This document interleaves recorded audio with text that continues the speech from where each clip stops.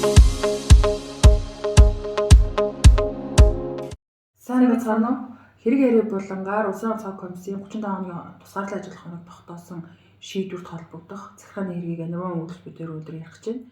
За Дэлхийн эрүүл мэндийн байгууллагаас тусгаарлалтын хоногийг 5-аас 19 хоног байлгах зөвлөмж өгч байгаа. Гэхдээ Стамбул, Улаанбаатар чиглэлийн захиалгах нислэгээр ирсэн иргэнээс 8 хоногийн дараа шинэ коронавирус илэрсэнтэй холбогдуулан с ижигтэй иргэдийг тусгаарлах тусгаарлалтын 14 хоногийг сунгаж 21 хоног болгож байна. Энэ хэрэгтэй холбоотой олон нийтийн дунд буруу ойлголтууд төрсөн байгааг бид нар анзаарсан учраас нэгдүгээр энийг залруулъя гэж бодож байна. Вакцин орж ирээгүй байхад тусгаарлахаас өөр ямар ч арга байхгүй байсан шүү дээ, тий. Энэ арга хэмжээ зөв байсан шүү дээ гэж одоо бичээд байгаа тий.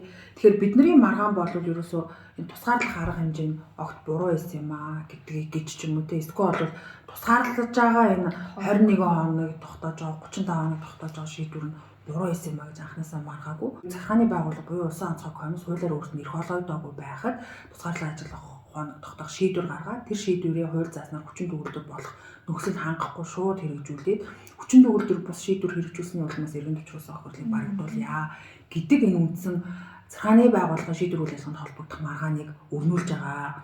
Улсын онцгой комисс ковидын үед 2020 оны 3 сарын 14-өөс 22 оны 2 сарын 14-ний хүртэл хугацаанд 15 удаагийн тусгаарлан ажиллах хоног тогтоосон шийдвэр гаргаж ирсэн. Энэ 15 шийдвэрээс бид нар зөвхөн 2 шийдвэр буюу 20 оны 3 сарын 26-ны өдрийн 14 дугаар тэмдэглэл, 4 сарын 9-ний өдрийн 15 дугаар тэмдэглэлийг хүчин төгөлдөр бус болохыг тогтоолоо. Энэ одоо хүчин төгөлдөр болоогүй шийдвэрийг дагаж мөрдүүлсний улмаас иргэн бэдвчилсан сая 70 мянган төгрөгийн хохирлыг гаргуулъя гэдэг ийм илэрхийллийн шаардлагатай хэрэг явж байгаа. Энэ хэргийг шийдэгдснээр тусгаарлагдсан бүх хүний хохирол барагдах юм шиг ойлголт төрөөд тагшиг байгаа. Хоёр шийдвэрийг бол 24,025 иргэн дагаж мөрдөжсэн гэдэг тоог бол хүний эрх үндэсний комисс бид нарт гаргаж өгсөн байдаг. Тэгэхээр энэ 24,025 иргэнээс зөвхөн нэг иргэн буюу одоо бидний сонгосон кейс дээр одоо яг энэ жишг шийдвэр гаргуулахаар ажиллаж байгаа гэсэн үг. Тэгэхээр энэ шүүхийн шийдвэр гарснаас зөвхөн иргэн бэд холбогдох хэрэг шийдэгнэ гэсэн үг. Анзаарлалцны шүүх зөвхөн нэхэмжлийн шаардлагаас сайлж буй одоо нэхэмжлэгчийн маргаагүй асуудлаар дүгнэлт хийхээс гадна зөв төдийлөх боломж хэдэн дүгнэлт хийсэн байдаг. Бидний маргаж байгаа нь Улсын онцгой комиссийн 14 15 дугаар тэмдэглэл өөрөө захиргааны хим хэмжээний акт буюу энэ хим хэмжээний акт гэдэг нь өөрөө нийтээр одоо дагаж мөрдөхтэй одоо тухайн үед гадаад улсаас их орондоо ирэх гэжсэн иргэн болон заавал дагаж мөрдөх ийм шинжтэй шийдвэрүүд бол байсан. Тэгэхээр энэ хим хэмжээний актыг бол захиргааны ерөнхий хууль зааснаар бол захиргааны хим хэмжээний акт улсын бүртгэгд бол заавал бүртгэгдснээр өөрөө хүчин төгөлдөр болдог ийм хуулийн зохицуулалттай. Гэтэл улсын онцгой комисс бол өөрөө хүчин төгөлдөр болоогүй юм захиргааны актуудыг жишээр дагаж мөрдүүлснээс иргэнд бол хохирол учирсан гэж үзээд бид нар одоо учирсан хохиртойн хэмжил шүүхэд маргаж байгаа. Гэтэл шүүх бол хуульд заасан шаардлагыг бүрэн хангаснаар хүчин төгөлдөр болох ёстой. Гэхдээ энэ бол өөрөө дэлхийн нийтийг хамарсан буюу тий ковид цар тахлын нөхцөл байдлыг бол бид нэр тусгаарлан авч үзэх шаардлагатай гэдэг ийм дүгнэлтийг бол захиргааны шүүх хийгээд байгаа. Захиргааны шүүхийн зорилго бол ерөөсөө захиргааны хувь бус үйл ажиллагааны улмаас хүний эрх зөрчигдсөн байвал тэн дээр одоо хяналттай байгаа байхгүй. Тэгэхээр захиргаа өөрөө хуулиар одоо эрх олгогдоогүй байхад ийм шийдвэр гаргаж байгаа. Гаргасан шийдвэрээ өөрөө хуулийн хүчин төгөлдөр болохтой холбоотой захиргааны байгууллагаас заавал авч хэрэгжүүлэх арга хэмжээнийг авч хэрэгжүүлээгүй байгааг шүүх ингээд зөвтгөөд байгаа. Гэхдээ эн чинь тэгээд ахаад ийм халдвар төвчөн гаруул яах юм. Ахаад ийм хөл хариу тогтвол яах юм. Тэр болгон захиргаа хууль зөрчиж болох юм уу тий. Тэгэхээр захиргаа ийм онцгой нөхцөл байдал гэдэг байгаа. Тэнгүүд тэр онцгой нөхцөл байдалд авч хэрэгжүүлэх арга хэмжээний бас хуульчлалтай байдаг шүү дээ тий. Одоо захиргааны ерөнхий хууль бас тусгай зохицуулалт гэж заасан байгаа тий. Тухайн үедээ нин даруй буюу хоёр шишгүй тохиолдолд захиргааны акт эхлээд гаргаад нийт мэдээснэр хүчин төгөлдөр дагч мөрдөж болно. Гэхдээ юу гэхээр гаргасан захиргааны акт заавал эргэж нөхөж бүртгүүлэх юм хуулийн зохицуулалттай. Гэтэл улсын онцгой комиссийн одоо бидний маргаад байгаа энэ хоёр шийдвэрээс гадна тэр 15 шийдвэр байгаа шүү дээ. Алийг нь ч одоо захиргааны хим хэмжээний актыг нэгтгэн бүртгүүлж хүчин төгөлдөр байдлыг нь бол захиргааны байгууллага хангаагүй.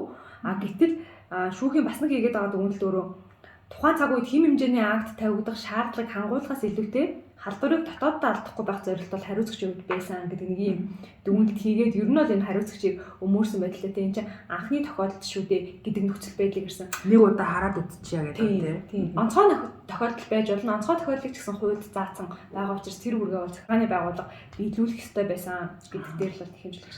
Тэгээд бас ингэж дүгнээд байгаа. Зөвхөн хэмжээний актыг хүчин төгөлдөр байх хууль заасан шаардлагыг хангаагүй хэмжлийн шаардлага хангах үндэслэл болохгүй байна гэх. Ер нь бол энэ хууль зааснаар хүчин төгөлдөр болох гэдэг чинь хэлбэрийн шаардлага штэ гэж шүүхт өгнж байгаа тийм. Юуны тулд хуульдтэй хизээ яаж хүчин төгөлдөр болох гэдгийг заагаад өгсөн.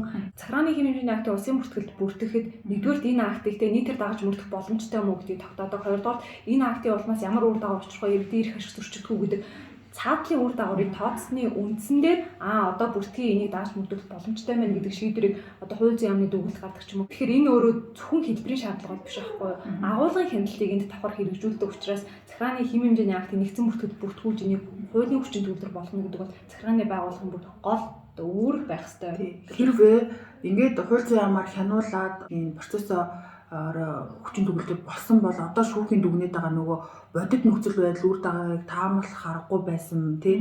Яг ийм үед бол иргэдийнхээ эрүүл мэнд амь насыг хамгаалах нь хамгийн чухал асуудал байсан учраас энийг одоо яг хүчин төгөлдөр бус хэмжээний актыг хүчээр дагаж мөрдүүлсэн гэж хариуцлагчийг буруутгах боломжгүй байна гэж бас дүгнээд байгаа тийм. Тэгэхээр үнэхээр ийм аргагүй нөхцөл байдал байсан, ийм эрсдлээс хамгаалах байсан гэхээр үнэхээр их тийм чадамжтай шийдвэр байж чадсан юм уу гэдэг бас асуудал үүсэж байгаа. Бидний маргаагүй асуудлаар дүгнэлт хийсэн гэдэг нь нөгөө дэлхийн эрүүл мэндийн байгууллага судалгаа зөвлөмж зэрэгт бол тусгаарлалтын хугацааг 14 хоногоос илүү байхаар зөвлөд байсан. Тэгээ энэ 14 хоногоос илүү вакч тогтоогоод байсан юм байна тийм. Энийг бол бас дээрээс ирсэн тушаал буруутгах аргагүй юм биш үү гэж дүгнээд байгаа тийм. Тэнгүүд бид нар энийг бол 35 хоног тогтоосон буруу гээд 14 хоног тогтоох байсан гэж юусаа бас маргаагүй. Тэгээ ингээд юм хэмжлийн шаардлагаар энэ маргаж байгаа үйл явдлаас салцсан дүгнэлт хийгээд байгаа. Одоо бидний яриад энэ асуудал болгож тавьсан энэ шүүхийн кейс маань ганцхан Монголд яригдаад байгаа зүйл биш тийм. Яг зэрэгцээд Английн кейсүүд байгаа. Англи улс бол бас яг одоо манайх адилхан Англи улс руу орохдоо тусгаарлалтын төлбөр, нислэгийн төлбөр болон нөгөө ковидын тестийн төлбөрийг иргэдээр төлүүлсэнтэй холбоотой энэ шийдвэр өөрөө иргэдийн одоо нэгдүгээр эх орондоо буцаж эрэхтэй эрхийг зөрчиж ийн гэдэг нөхцөлийг тавиад төлбөр төлсөн дараа эх орондоо орж болно гэдэг ийм үндсэлтэй шийдвэр гаргаад байгаа нөр үндсэлтэй юм уу гэдэг дээр бас Английн хуулийн дээр бас шүүхийн хэмжил гаргацсан. Ер нь бол нийтийн эрх ашиг төлөөлөд явж байгаа ийм кейс бол байгаа юм билээ. Энэ бол ингээд бид нар нэгтгэн дүгнэлт өгөхөд залгчны шүүхийн зарим нь дүгнэлтнээс дурдлаа тий. Тэр үндсэндээ хэргийг нэхэмжлийн шаардлага бүрийн шийдэх дээрээс нь хааны шүүхээс хийж байгаа дүгнэлтүүд өөрөө шүүхэн шийдвэр бол ерөөсөө хуульд үндэслэн байх хэвээр. Одоо шүүх нотлох зарчмаа хэрэгжүүлээд хэрэг тавсан баримтынхаа өрөөнд дүгнэх хэвээр. Гэтэл тэр зарчимдаа нийцэхгүй дүгнэлт хийгээд байгаа учраас нэгдүгээр гомдол гаргацсан явж байгаа. Дээрээс нь захиргаа хууль хэрэгжүүлэгчийн үүргийг хэрэгжүүлээгүй улмаас хүний эрх зөрчигдсөн буюу хүчин төгөлдөр болоогүй шийдвэрээр зорчих эрхийг хязгаарлалцсан төлбөр төлсөн ийм бодиттой зүйл аль хэдийн болоод өнгөрчихсөн. Тэр шийдвэр нь аль хэдийн үргэлжлээд өнгөрчихсөн тий. Энэ юмн дээр шүүхээс хүчин төгөлдөр бус байсныг тогтоохгүй бол өөр хааж тогтоож чадахгүй тий. Хүний эрхийн үндэсний комисс урьдчилан шийдвэр шалгааны хүрээнд хандсан.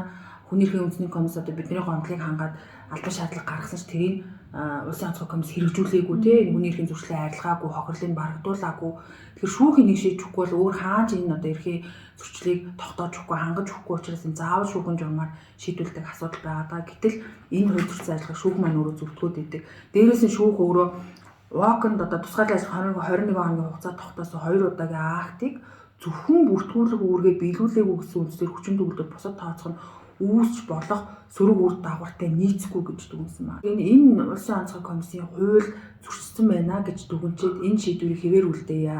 Энэ хуулийн зөрчил нь буюу энэ шийдвэрийг хүчин төгөлдөр болоогүй байгаа нь өөрөө хэмжлийн шаардлага хангах үндэслэл болохгүй байна гэж дүгнээд байгаа дүгнэлт харин хэвээр үлдэх юм бол захиргааны байгууллагын хууль үндэслэх зарчим, шүүхийн үйл ажиллагааны хууль үндэслэх зарчим алинд нь ч нийцэхгүй энэ захиргааны эрх зүйдэх одоо айгүй том гар цохролтой шийдвэр болох юм байна гэж үзээд байгаа.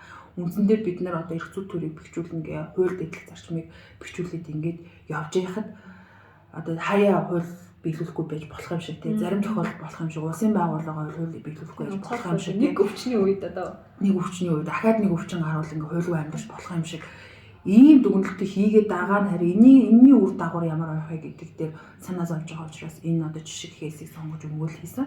Тэгэхээр дээд чатны шүүхийн одоо шүүх хурал болоог байгаа учраас энэс дэлгэрэнгүй яриад бол хэрэггүй байх. Тэгэхээр ямар ч үсэн юм буруу ойлголтууд байгаад байгаа учраас бид нар маргаж байгаа асуудлаа тодорхойлох хүрээнд энэ хүрээнд ярихаар байна. Баярлалаа.